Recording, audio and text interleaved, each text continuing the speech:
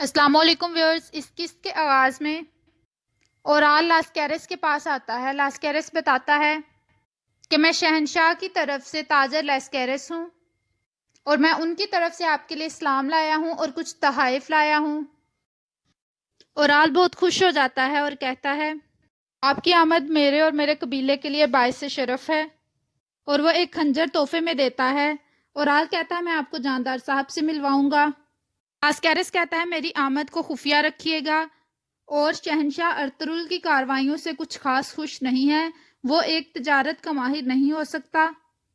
اورال کہتا ہے آپ بے فکر ہو جائیں، ارطغرل نے سلطان کی اور حانلی بازار کی حمایت کھو دی اور لوگوں کا اعتماد بھی اس پر سے اٹھ گیا ہے۔ میں مستقبل میں غلام فروشی اور سود دوبارہ سے نافذ کروں گا، یہ میری ذمہ داری ہے، اور علاقے کے ڈاکو اور گنڈے مجھے جانتے ہیں اچھی طرح سے، وہ کبھی بھی مجھ پر حملہ آور نہیں ہو سکتے۔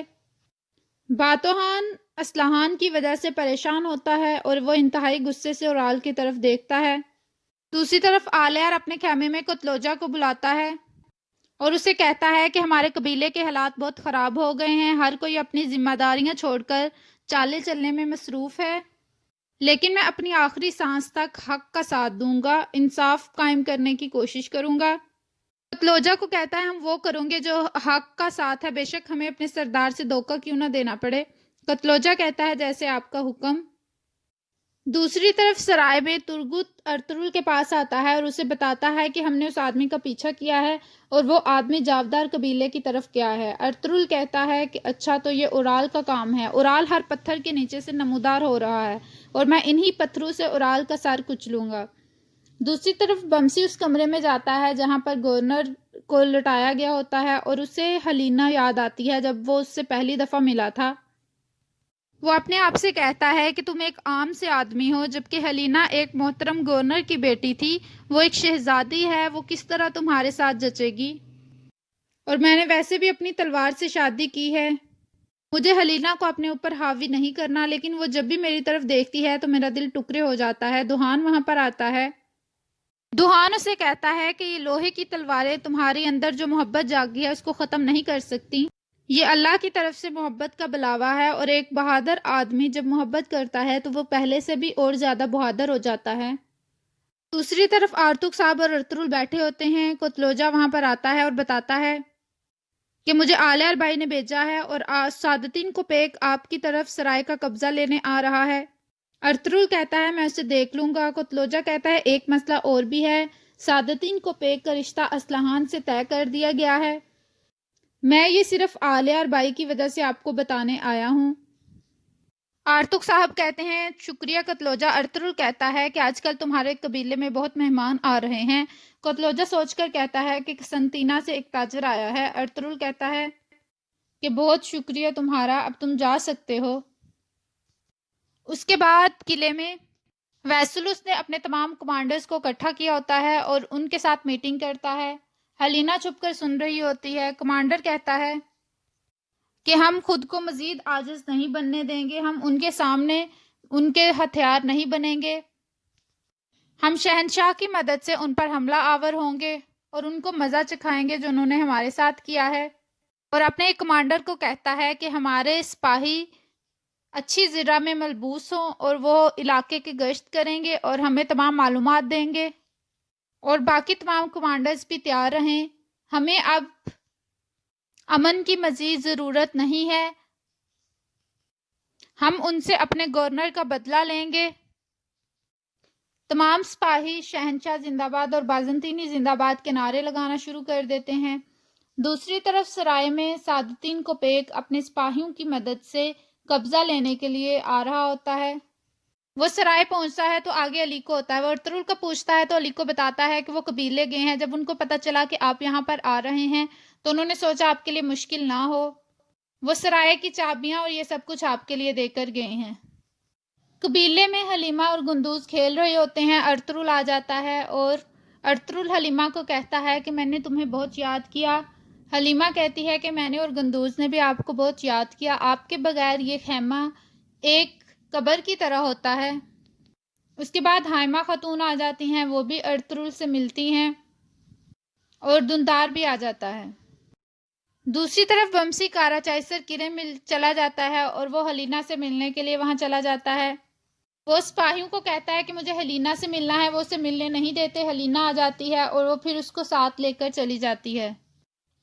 بمسی ہلینا کو کہتا ہے کہ مجھے آپ کے بابا کا بہت دکھ ہے۔ ہلینا کہتی ہے کہ تمہارے بازار میں ایسا کون کر سکتا ہے۔ پیٹروس چھپ کر ان کی باتیں سن رہا ہوتا ہے۔ بمسی کہتا ہے کہ ہم نے اسے پکڑ لیا ہے، وہ جاودار قبیلے میں گیا ہے اور میں تمہیں یہی خوشخبری سنانے کے لیے آیا ہوں۔ دوسری طرف سعادتین سرائے میں کہتا ہے کہ ارطغرل میرے ساتھ مانی خیز ہو رہا ہے، اس نے بغیر کسی وجہ کے مجھے سرائے کی چابی دے دی ہے۔ سپاہی آ کے بتاتا ہے کہ کمرو میں کوئی بھی چیز ان کے قابل نہیں ہے۔ سعادتین کو پے کہتا ہے کہ تم لوگ یہاں رہو گے اور کچھ سپاہی میرے ساتھ قبیلے واپس جائیں گے، اور اگر کوئی کائی قبیلے سے آیا تو ان کو قتل کیے بغیر مت بھیجنا۔ دوسری طرف پیٹروس ویسلس کو بتاتا ہے کہ آپ نے جو چال چلی تھی وہ کامیاب ہو گئی ہے۔ وہ بتاتا ہے کہ ارطغرل کا سپاہی یہ خوشخبری ہلینا کو سنانے آیا تھا اور ہلینا اس بات سے بہت خوش ہے۔ ویسلس کہتا ہے کہ اسے اس جھوٹ سے خوش ہو لینے دو۔ ترک ہمارے جال میں پھنس چکے ہیں، جو دانہ ہم نے ان کو ڈالا تھا وہ انہوں نے نگل لیا ہے، اور اب ہم ان کو آپس میں لڑتا مرتا دیکھیں گے۔ پیٹروس کہتا ہے کہ سب کچھ ویسا ہی ہوا ہے جیسا آپ چاہتے تھے۔ دوسری طرف جاودار قبیلے میں اورال لاسکیرس کو جاندار صاحب کے پاس لے کر آتا ہے اور وہ بتاتا ہے کہ یہ شہنشاہ کی طرف سے تاجر لاسکیرس ہے اور میرا دوست ہے۔ جاندار صاحب اسے کہتے ہیں کہ ہمارے قبیلے میں خوش آمدید، اور وہ جاندار صاحب کو کہتا ہے کہ ارطغرل کی وجہ سے شہنشاہ بہت پریشان ہے اور وہ اس لیے اب ہم آپ سے کام کرنا چاہتے ہیں۔ جاندار صاحب کہتے ہیں کہ وہ ارطغرل کی کس معاملے کی وجہ سے پریشان ہے۔ وہ بتاتا ہے کہ ارطغرل نے جب سے ہانلی بازار سنبھالا ہے تجارت اور ہمارا کام خراب ہو گیا ہے، اس سے شہنشاہ چاہتے ہیں کہ ہم تجارت آپ کے ساتھ کریں۔ جاندار صاحب کہتے ہیں کہ یہ ہمارے لیے بڑی خوش قسمتی کی بات ہے۔ لاسکیرس کہتے ہیں بہت شکریہ۔ جاندار صاحب کہتے ہیں کہ آج رات ہمارے خیمے میں مہمان بنو، میری بیٹی کا نکاح ہے اور اس میں شامل ہونا۔ اتنے میں سعادتین کو پیک آ جاتا ہے۔ اورال لاسکیرس کو سعادتین کو پیک سے ملواتا ہے۔ سعادتین کو پیک کہتا ہے کہ یہ خوش آئند بات ہے کہ شہنشاہ ہمارے ساتھ تجارت کرنا چاہتا ہے، اور پھر لاسکیرس کہتا ہے کہ مجھے اجازت دیں، اور وہ وہاں سے چلا جاتا ہے۔ دوسری طرف ارطغرل آرتک صاحب کو کہتا ہے کہ ہر طرف ہمارے شیطان چالیں چل رہا ہے، وہ ہمارے لیے جال بنتے ہیں، لیکن وہ یہ نہیں جانتے کہ ایک عظیم اللہ بھی ہے جس کے اپنے کچھ منصوبے ہوتے ہیں۔ آرتک صاحب کہتے ہیں یہ واضح ہو چکا ہے کہ وہ گورنر کے قتل کو سرائے پر قبضہ کرنے کے لیے یہ کرنا چاہتے تھے۔ آرتک صاحب کہتے ہیں کہ اورال یہ نہیں جانتا تھا کہ ریاست میں دشمنی کی وجہ بن سکتا ہے۔ ارطغرل کہتا ہے کہ اورال شروع سے دماغ سے فارغ ہے، اس کے لالچ نے اس کا دماغ معوف کر دیا ہے۔ دوسری طرف جاودار قبیلے میں رات کو سعادتین کو پیک اپنے نکاح کی تیاری کرنا شروع کر دیتا ہے۔ دوسری طرف اسلحان خاتون کو بھی عورتیں نکاح کی تیاری کے لیے تیار کر رہی ہوتی ہیں۔ آلیار اپنے خیمے میں بیٹھا ہوتا ہے اور ارطغرل خاموشی سے آلیار کے خیمے میں داخل ہو جاتا ہے۔ رانی سے پوچھتا ہے کہ آپ یہاں؟ ارطغرل کہتا ہے کہ اس وقت گورنر کا قاتل آپ کے قبیلے میں موجود ہے۔ آلیار کہتا ہے کہ یہ آپ کیا کہہ رہے ہیں؟ ارطغرل بتاتا ہے کہ وہ اورال کا مہمان بنا ہوا ہے اس وقت، اور وہ تاجر کے روپ میں آیا ہے۔ آلیار کہتے ہیں کہ یہ غلط بھی تو ہو سکتا ہے۔ ارطغرل کہتا ہے کہ ہم مل کر پتہ لگائیں گے کہ کیا یہ سچ ہے یا نہیں ہے۔ آلیار کہتا ہے ٹھیک ہے۔ دوسری طرف اورال اپنے خیمے میں چولپان خاتون کو ہار پہنا رہا ہوتا ہے۔ کہتا ہے کہ شہنشاہ کا تاجر میرے ساتھ تجارت کے لیے آیا ہے، ہانلی بازار بھی اب میرے انڈر ہوگا، اور ویسلس کو بھی میں ختم کروں گا اور کارا چائسر قلعے کو حاصل کروں گا۔ چولپان کہتی ہے کہ اللہ تعالیٰ آپ کو کامیابیاں دے۔ دوسری طرف ارطغرل اس خیمے میں داخل ہوتا ہے۔ ویسلس کہتا ہے کہ اے عیسیٰ، میں تیری راہ میں مرنے کے لیے آیا ہوں۔ آلیار کہتا ہے کہ ارطغرل کے مطابق تم شہنشاہ کے قاتل ہو۔ وہ کہتا ہے نہیں، میں نہیں ہوں۔ ارطغرل کہتا ہے ہم تمہاری تلاشی کرتے ہیں اور ابھی پتہ چل جاتا ہے۔ آلیار اس کا سامان چیک کرتا ہے اور اس کے تیر نکالتا ہے، اور وہ تیر بالکل اس کے تیر کے ساتھ میچ کرتے ہیں جو گورنر کو لگا ہوتا ہے۔